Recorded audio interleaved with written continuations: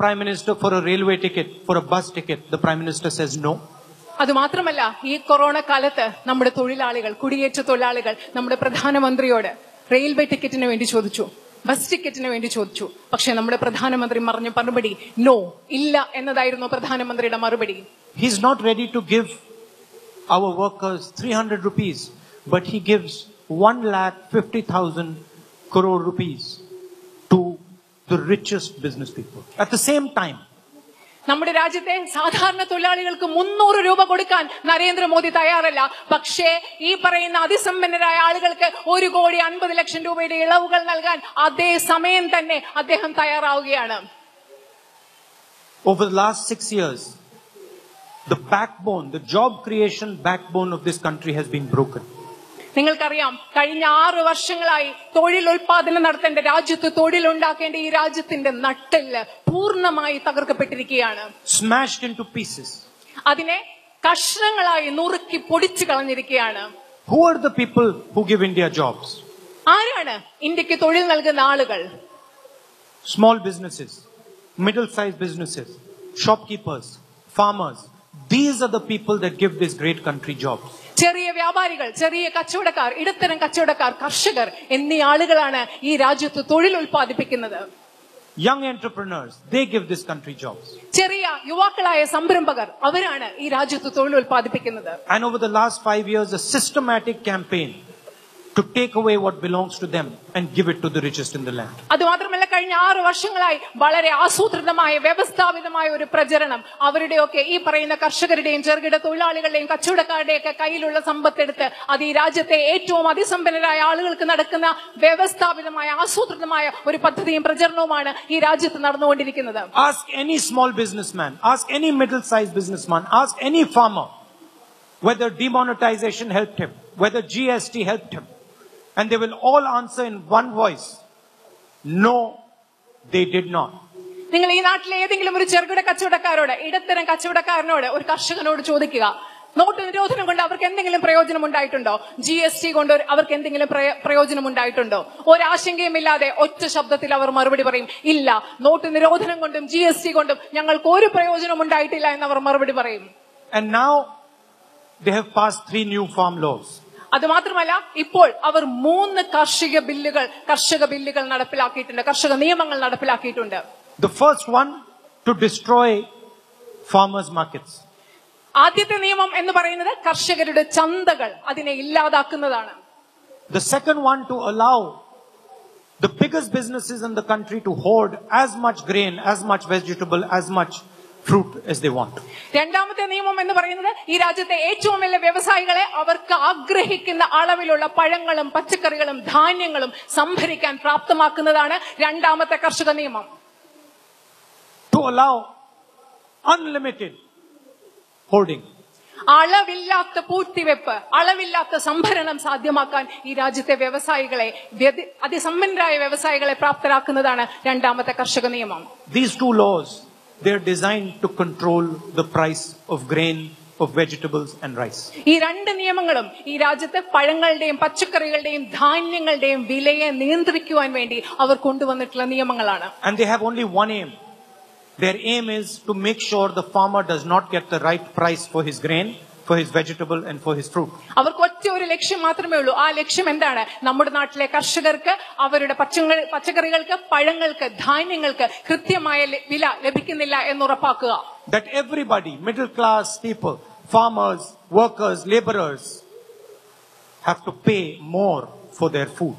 അതുമാത്രമല്ല, ഈ നാട്ടിലെ എല്ലാവർക്കും, മധ്യവർഗത്തിൽപ്പെടുന്ന ആളുകൾ, വ്യവസായികൾ, കർഷകർ എല്ലാവർക്കും ധാരാളം പൈസ, ഇതുവരെ കൊടുത്തതിൽ നിന്ന് കൂടുതലായിട്ടുള്ള തുക നമ്മളുടെ ഭക്ഷണത്തിന് വേണ്ടി ചെലവാക്കേണ്ടി വരും. And the third law is the most interesting. It says simply that if a farmer wants to contest his price, he cannot do so in a court of law. ഏറ്റവും രസമുള്ളതാണ്, ഏറ്റവും താല്പര്യമുണ്ടാക്കുന്നതാണ് മൂന്നാമത്തെ ലോ. അത് വളരെ ലളിതമായിട്ട് പറയുന്നു, ഒരു കർഷകന് വിലയെപ്പറ്റി എന്തെങ്കിലും തർക്കമുണ്ടെങ്കിൽ, വിലയെപ്പറ്റി എന്തെങ്കിലും എതിരഭിപ്രായമുണ്ടെങ്കിൽ ആ കർഷകന് കോടതിയിലേക്ക് പോകാൻ സാധിക്കുകയില്ല. So the first 2 laws destroy the agricultural system, and the third law says that the farmer cannot get justice. ആദ്യത്തെ 2 നിയമങ്ങൾ നമ്മുടെ കാർഷിക വ്യവസ്ഥയെ പരിപൂർണമായി ഇല്ലാതാക്കുന്നു. മൂന്നാമത്തെ നിയമം പറയുന്നു കർഷകന്, ഈ നാട്ടിലെ കർഷകന് നീതി ലഭിക്കാൻ സാധ്യതയില്ല, നീതി ലഭിക്കരുത് എന്ന് മൂന്നാമത്തെ നിയമം പറയുന്നു. And that is why lakhs and lakhs of farmers are protesting in this country. അതുകൊണ്ടാണ് ഈ നിയമങ്ങൾക്കെതിരെയാണ് ലക്ഷക്കണക്കിന് കർഷകർ ഈ രാജ്യത്ത് പ്രതിഷേധിച്ചുകൊണ്ടിരിക്കുന്നത്. And what does the Prime Minister say? He says they are terrorists. എന്താണ് കർഷകർ പ്രതിഷേധിക്കുമ്പോൾ നമ്മുടെ പ്രധാനമന്ത്രി എന്താണ് പറയുന്നത്? പ്രധാനമന്ത്രി പറയുന്നു ഈ രാജ്യത്തെ കർഷകർ ഭീകരവാദികളാണെന്ന്. I fight the BJP. I fight the ideology of the RSS every single day. ഞാൻ BJPക്കെതിരെ പോരാടുന്നു. RSS പ്രത്യയശാസ്ത്രത്തിനെതിരെ ഓരോ ദിവസവും ഞാൻ പോരാടുന്നു. Every step I take, I'm telling you, every step I take, the BJP attacks me. ഞാൻ മുൻപോട്ടെടുക്കുന്ന ഓരോ പടിക്കും, എന്റെ ഓരോ കാൽവെപ്പിനും RSSനെയും BJPയെയും എതിരിട്ടുകൊണ്ട് ഞാൻ മുൻപോട്ട് പോകുന്ന ഓരോ നിമിഷവും BJPയും RSSും എന്നെ ബുദ്ധിമുട്ടിക്കുന്നു.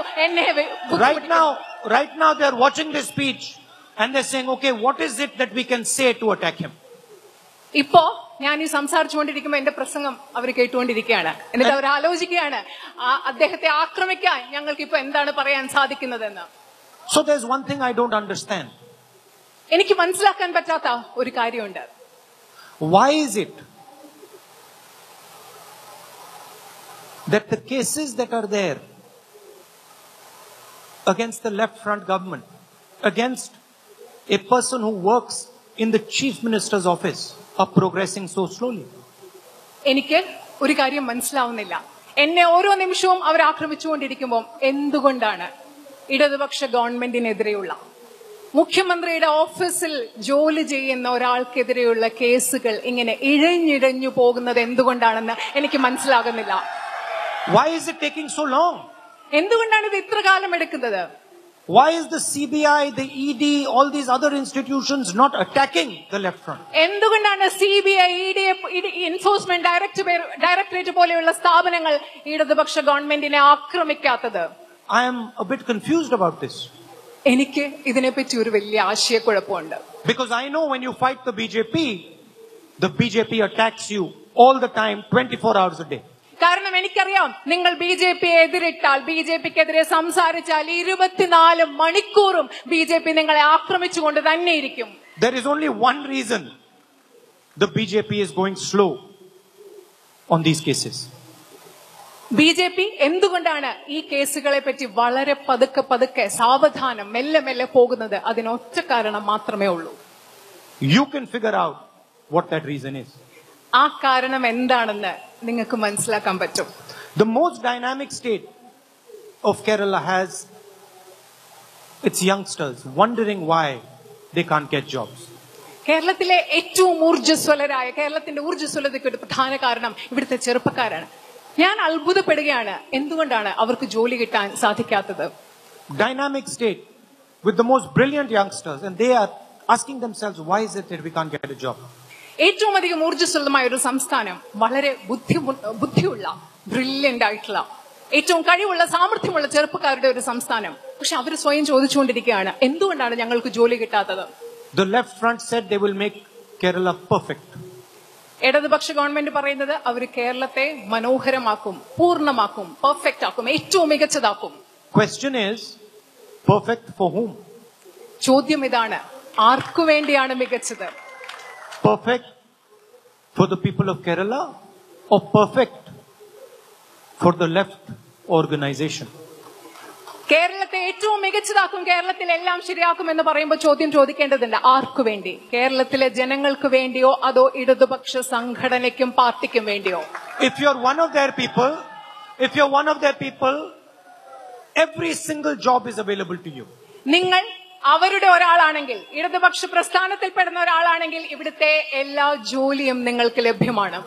If you carry their flag, any amount of smuggling of gold is allowed. നിങ്ങൾ അവരുടെ കൊടി പിടിക്കുകയാണെങ്കിൽ ഏതളവ് വരെ smuggling, സ്വർണ്ണക്കള്ളക്കടത്തും അനുവദിക്കാം. You can sit in the chief minister's office and do that job. നിങ്ങൾക്ക് മുഖ്യമന്ത്രിയുടെ ഓഫീസിലിരുന്ന് ആ ജോലി ചെയ്യാൻ പറ്റും. But if you're a young Keralite, then you have to protest and shout and scream to try and get your right. പക്ഷേ ഇതൊന്നുമല്ലാതെ കൊടി പിടിക്കാത്ത ഒരു ചെറുപ്പക്കാരിയായ മലയാളിയാണ് നിങ്ങളെങ്കിൽ നിങ്ങൾക്ക് സെക്രട്ടേറിയറ്റിന്റെ മുൻപിലിരുന്ന് ഉറക്കെ നിലവിളിക്കണം, അവിടെ ഉറങ്ങണം, നിങ്ങളുടെ അവകാശങ്ങൾക്ക് വേണ്ടി അവിടെ ഇരുന്ന് പോരാടേണ്ടി വരും. Then there is only one way to fight nepotism. It is called a hunger strike. അങ്ങനെ വരുമ്പോൾ സ്വജനപക്ഷപാതത്തെ എതിരിടാൻ ഒറ്റ വഴിയേ ഉള്ളൂ, അതാണ് നിരാഹാര സത്യാഗ്രഹം. Then the chief minister does not care if you die, he's not going to come and speak to you. നിരാഹാര സത്യാഗ്രഹം കിടക്കുന്നവർ മരിക്കാൻ പോയാലും ഇവിടുത്തെ മുഖ്യമന്ത്രിക്ക് അതിനെപ്പറ്റി യാതൊരു ആകുലതയുമില്ല. അദ്ദേഹം നിങ്ങളോട് വന്ന് സംസാരിക്കാനും പോകുന്നില്ല. Why? Because you're not a left front worker. എന്തുകൊണ്ടാണ്? കാരണം നിരാഹാരം സത്യാഗ്രഹം കിടക്കുന്നവരും മരിക്കാൻ പോകുന്നവരും ഇടതുപക്ഷ സംഘടനകൾ പ്രവർത്തിക്കുന്നവരല്ല എന്ന ഒറ്റ കാരണം കൊണ്ട്. I guarantee you, if those youngsters were left front workers, the chief minister would be sitting there talking to them right now. ഞാൻ നിങ്ങൾക്ക് ഉറപ്പ് തരുന്നു, ഉറപ്പായിട്ട് എനിക്ക് പറയാൻ സാധിക്കും, അവിടെ നിരാഹാരം ഇരിക്കുന്നവർ, സമരം ഇരിക്കുന്നവർ ഇടതുപക്ഷ മുന്നണിയിൽപ്പെട്ടവരായിരുന്നെങ്കിൽ, ഇടതുപക്ഷ രാഷ്ട്രീയ പ്രസ്ഥാനങ്ങളുടെ ഭാഗമായിരുന്നെങ്കിൽ മുഖ്യമന്ത്രി അവിടെ വന്നിരുന്ന് അവരോട് തീർച്ചയായും സംസാരിച്ചിരുന്നിരിക്കും എന്ന് എനിക്ക് ഉറപ്പുണ്ട്. Giving them every single job that they don't deserve. അവർക്ക് അത് മാത്രമല്ല, അവരോട് സംസാരിക്കാൻ മാത്രമല്ല, അവർക്ക് അർഹതയില്ലാത്ത ഓരോ ജോലിയും അദ്ദേഹം കൊടുത്തിരുന്നിരിക്കും. And when the Congress workers and the people of Kerala try to fight non-violently, you beat them and you kill them. അത് മാത്രമല്ല, കേരളത്തിലെ ജനങ്ങൾ, കോൺഗ്രസ് പ്രവർത്തകർ ഇതിനെയൊക്കെ അഹിംസാത്മകമായി അക്രമമില്ലാതെ പോരാടുമ്പോൾ നിങ്ങൾ എന്താ ചെയ്യുന്നത്?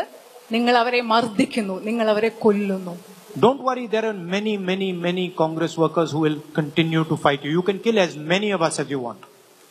അത് ഒന്ന് ഓർക്കണം, ഇവിടെ ധാരാളം കോൺഗ്രസ് പ്രവർത്തകരുണ്ടാവും നിങ്ങൾക്കെതിരെ പോരാടാൻ. അവർ ആ പോരാട്ടം തുടർന്നുകൊണ്ട് തന്നെ ഇരിക്കും. We are not scared of your violence. ഞങ്ങൾ ഒരിക്കലും നിങ്ങളുടെ അക്രമത്തെയും ഹിംസയും We are not scared of your methods. നിങ്ങളുടെ രീതി, നിങ്ങളുടെ അക്രമത്തിന്റെ രീതി, അത് ഞങ്ങൾക്ക് അല്പം പോലും പേടിയില്ല. But we will never use them. പക്ഷെ ഞങ്ങൾ ഒരിക്കലും ഈ നിങ്ങളുടെ അക്രമത്തിന്റേതായ പാത ഞങ്ങൾ ഉപയോഗിക്കില്ല. So that is the broad situation in the state. അതാണ് ഈ സംസ്ഥാനത്തെ നമ്മൾ വിശദമായി പറയുന്ന ഇവിടുത്തെ ഒരു സാഹചര്യം. അതാണ് we are building a people's manifesto.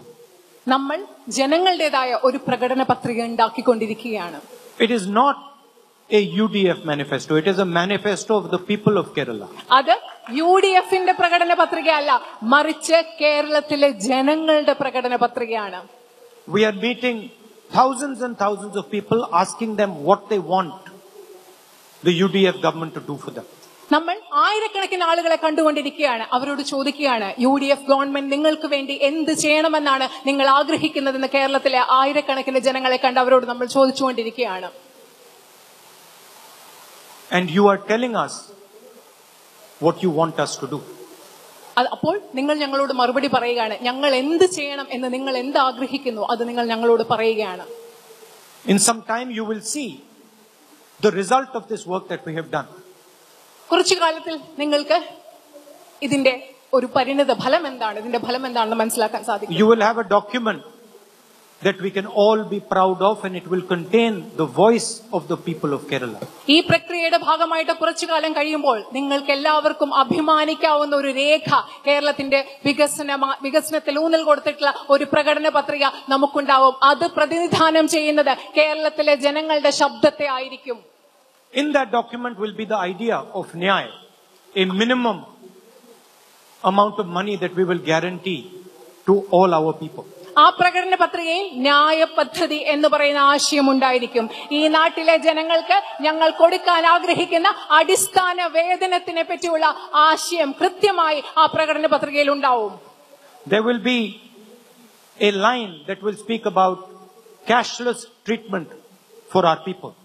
അതിലൊരു വരി ഉണ്ടാവും, ക്യാഷ്ലെസ് ട്രീറ്റ്മെന്റ്, പൈസ കൊടുക്കാത്ത ചികിത്സയെ പറ്റി സംസാരിക്കുന്ന ഒരു വരി ആ പ്രകടന പത്രികയിൽ ഉണ്ടാവും. There will be a line that will speak about insurance for everybody. എല്ലാവർക്കും ഇൻഷുറൻസ് എന്ന് പറയുന്ന ഒരു വരി ആ പ്രകടന പത്രികയിൽ ഉണ്ടാവും. And I guarantee you, there will be no line in that manifesto that will say, we will work with people who are trying to destroy the lives of fishermen. ഒരു കാര്യം നിങ്ങൾക്ക് ഉറപ്പ് നൽകാൻ സാധിക്കുന്നു, ആ പ്രകടന പത്രികയിൽ ഒരിക്കലും ഈ നാട്ടിലെ മത്സ്യത്തൊഴിലാളികളുടെ ജീവിതം ഇല്ലാതാക്കാൻ ശ്രമിക്കുന്ന ആളുകളോട് ചേർന്ന് ഞങ്ങൾ പ്രവർത്തിക്കും എന്ന് പറയുന്ന ഒരു വരി ആ പ്രകടന പത്രികയിൽ ഒരിക്കലും ഉണ്ടാവില്ല. There will be no line over there that will say we are going to destroy the lives of the farmers like our Prime Minister is trying to do. ആ പ്രകടന പത്രികയിൽ ഞങ്ങൾ ഈ നാട്ടിലെ കർഷകരുടെ ജീവിതം നശിപ്പിക്കാൻ പോവുകയാണെന്ന് നമ്മുടെ നാട്ടിലെ പ്രധാനമന്ത്രി പറയുന്നത് പോലെയുള്ള ഒരു വരി ആ പ്രകടന പത്രികയിൽ And there will be no line in our manifesto that will say that everything we do is for our organization. ആ പ്രകടന പത്രികയിൽ ഒരിക്കലും ഒരു വരി ഉണ്ടാവില്ല, ഞങ്ങൾ ചെയ്യുന്നതെല്ലാം ഞങ്ങളുടെ സംഘടനയ്ക്ക് വേണ്ടിയാണ് ചെയ്യുന്നത് എന്ന് പറയുന്ന ഒരു വരി ആ പ്രകടന പത്രികയിൽ ഒരിക്കലും ഉണ്ടാകില്ല എന്ന് ഞാൻ ഉറപ്പ് നൽകുന്നു. And it is going to be our commitment to make sure that what we promise, we do for you. അത് മാത്രമല്ല, ഞങ്ങൾ നിങ്ങൾക്ക് എന്ത് വാഗ്ദാനം നൽകുന്നുവോ അത് ഞങ്ങൾ തീർച്ചയായും നടപ്പിലാക്കിയിരിക്കും എന്ന് കേരളത്തിലെ ജനങ്ങളോടുള്ള പ്രതിബദ്ധത ഞങ്ങൾ പറയുന്ന ഒരു മാനിഫെസ്റ്റോ ആയിരിക്കും, പ്രകടന പത്രികയായിരിക്കും അത്. It is not going to be empty words, it is going to be a guarantee. അത് ഒരിക്കലും പൊള്ളയായ വാക്കുകളും വാഗ്ദാനങ്ങളും ആയിരിക്കില്ല, അത് ഞങ്ങൾ നിങ്ങൾക്ക് നൽകുന്ന ഉറപ്പുകളായിരിക്കും. Finally, I would like to mention one last thing, which is possibly the most important thing. അവസാനമായിട്ട് ഞാൻ നിങ്ങളോട് ഒരു കാര്യം പറയാൻ ആഗ്രഹിക്കുന്നു, പക്ഷേ അത് ഏറ്റവും പ്രധാനപ്പെട്ട കാര്യവുമായിരിക്കാം. I spoke about how both the state government and the central government are weakening the common man. ഞാൻ നിങ്ങളോട് പറഞ്ഞു എങ്ങനെയാണ് നമ്മുടെ ഈ കേന്ദ്ര ഗവൺമെന്റും സംസ്ഥാന ഗവൺമെന്റും സാധാരണ മനുഷ്യരെ, നമ്മുടെ നാട്ടിലെ സാധാരണ മനുഷ്യരെ ദുർബലപ്പെടുത്തിക്കൊണ്ടിരിക്കുന്നതെന്ന്. Destroying small and medium businesses, destroying shopkeepers, destroying farmers. നമ്മുടെ ചെറുകിട ഇടത്തരം വ്യവസായങ്ങളെ, നമ്മുടെ കർഷകരുടെ, നമ്മുടെ കച്ചവടക്കാരെയൊക്കെ എങ്ങനെയാണ് ഈ രണ്ട് ഗവൺമെന്റുകളും ഇല്ലാതാക്കിക്കൊണ്ടിരിക്കുന്നത് എന്ന് ഞാൻ നിങ്ങളോട് പറഞ്ഞു. I want you to ask yourself a simple question. ഞാൻ നിങ്ങളോട് സ്വയം ഒരു ലളിതമായ ചോദ്യം സ്വയം ചോദിക്കാൻ ആവശ്യപ്പെടുകയാണ്. The price of oil internationally is down, is falling. നിങ്ങൾക്കറിയാം, ഇന്ധനവില അന്തർദേശീയ തലത്തിൽ താഴ്ന്നുകൊണ്ടിരിക്കുകയാണ്, കുറവാണ്. But the price of petrol and diesel in India keeps going up. പക്ഷേ ഇന്ത്യയിൽ പെട്രോളിന്റെയും ഡീസലിന്റെയും വില അനുദിനം വർദ്ധിച്ചുകൊണ്ടിരിക്കുന്നു. Thousands and thousands of crores of rupees are being taken from your pockets every single day. ഓരോ ദിവസവും നിങ്ങളുടെ പോക്കറ്റുകളിൽ, നിങ്ങളുടെ എല്ലാവരുടെയും പോക്കറ്റുകളിൽ നിന്ന് ആയിരക്കണക്കിന് കോടിക്കണക്കിന് രൂപ എടുത്തുകൊണ്ടിരിക്കുകയാണ്. From the pockets of farmers, from our youth, from our sisters, from our mothers. Thousands and thousands of crores are being taken away by the governments. നമ്മുടെ കർഷകരിൽ നിന്ന്, നമ്മുടെ ചെറുപ്പക്കാരിൽ നിന്ന്, നമ്മുടെ അമ്മമാരിൽ നിന്ന്, നമ്മുടെ സഹോദരിമാരിൽ നിന്ന് ആയിരക്കണക്കിന് രൂപ അനുദിനം അവരുടെ പോക്കറ്റുകളിൽ നിന്ന് നമ്മുടെ ഗവൺമെന്റുകൾ എടുത്തുകൊണ്ടിരിക്കുകയാണ്. Where is this money going? ഈ പൈസ എവിടേക്കാണ് പോകുന്നത്? To whom is this money being given? ഈ പൈസ ആർക്കാണ് കൊടുത്തുകൊണ്ടിരിക്കുന്നത്? It is going to the richest people in the land. അത് ഈ പൈസ നിങ്ങളുടെ പോക്കറ്റുകളിൽ നിന്ന് അനുദിനം എടുത്തുകൊണ്ടിരിക്കുന്ന ഈ പൈസ ഈ രാജ്യത്തെ ഏറ്റവും വലിയ പണക്കാരുടെ കയ്യിലേക്കാണ് പോയിക്കൊണ്ടിരിക്കുന്നത്. Every single day when you go and fill fuel in your scooter, in your tractor, in your car, remember this, that your governments, both the state government and the central government, are taking money from your pocket and giving it to the richest people in the country. ഓരോ ദിവസവും നിങ്ങൾ petrol പമ്പിൽ നിങ്ങളുടെ സ്കൂട്ടറിൽ ഇന്ധനം നിറയ്ക്കാൻ, petrol അടിക്കാൻ, ട്രാക്ടറിൽ petrol അടിക്കാൻ, കാറിൽ പെട്രോൾ അടിക്കാൻ പോകുമ്പോൾ ഓർക്കുക, നിങ്ങളുടെ പോക്കറ്റിൽ നിന്ന് പൈസ എടുത്തുകൊണ്ട് കേന്ദ്ര സംസ്ഥാന ഗവൺമെന്റുകൾ ഈ രാജ്യത്തെ ഏറ്റവും വലിയ പണക്കാർക്ക് നിങ്ങളുടെ പൈസ കൊടുത്തുകൊണ്ടിരിക്കുകയാണെന്നുള്ളത് ഓരോ ദിവസവും ഓരോ പ്രാവശ്യവും നിങ്ങൾ ഓർക്കുക. This is the politics that we are trying to change. ഈ രാഷ്ട്രീയത്തെയാണ് ഞങ്ങൾ മാറ്റാൻ ശ്രമിക്കുന്നത്. We want to go to a politics that works for poor people. ഞങ്ങളുടെ രാഷ്ട്രീയം എന്ന് പറയുന്നത്, ഞങ്ങൾ നിങ്ങളുടെ മുൻപിൽ കൊണ്ടുവരുന്ന രാഷ്ട്രീയം എന്ന് പറയുന്നത് ഈ രാജ്യത്തെ സാധാരണക്കാർക്ക്, ദരിദ്രർക്ക് ഉപയോഗപ്രദമാകുന്ന ഒരു രാഷ്ട്രീയത്തെ കുറിച്ചാണ് ഞങ്ങൾ നിങ്ങളോട് സംസാരിക്കുന്നത്. Not for our organization or for the richest people in the country. ഒരിക്കലും ഞങ്ങളുടെ സംഘടനയ്ക്ക് വേണ്ടിയുള്ള രാഷ്ട്രീയമല്ലാതെ, ഈ രാജ്യത്തെ അതിസമ്പന്നരായ ആളുകൾക്ക് വേണ്ടിയുള്ള രാഷ്ട്രീയമല്ലാതെ, ഈ രാജ്യത്തെ ദരിദ്രർക്ക് വേണ്ടിയുള്ള രാഷ്ട്രീയമാണത്. That is the difference between us and our opponents. അതാണ് നമ്മളും നമ്മളുടെ എതിരാളികളും തമ്മിലുള്ള വ്യത്യാസം. I'd like to thank all of you for coming here this evening. ഇവിടെ വന്നതിന് നിങ്ങളോട് എല്ലാവരോടുമുള്ള നന്ദി അറിയിക്കാൻ ആഗ്രഹിക്കുന്നു. And I'm confident I am very confident that all the workers and leaders of the UDF are going to make sure that we sweep the election in Kerala and form a government of the people. Thank you. എനിക്ക് ആത്മവിശ്വാസമുണ്ട് UDF-ന്റെ എല്ലാ പ്രവർത്തകരും എല്ലാ നേതാക്കളും ഒരുമിച്ച് ചേർന്നുകൊണ്ട് ഈ വരുന്ന assembly ഇലക്ഷനിൽ നമ്മൾ ഇവിടെ തൂത്തുവാരി കേരളത്തിൽ UDF-ന്റെ ഗവൺമെന്റ് ഉണ്ടാക്കുമെന്ന കാര്യത്തിൽ എനിക്ക് ആത്മവിശ്വാസമുണ്ട്. നന്ദി. ജയ് ഹിന്ദ്.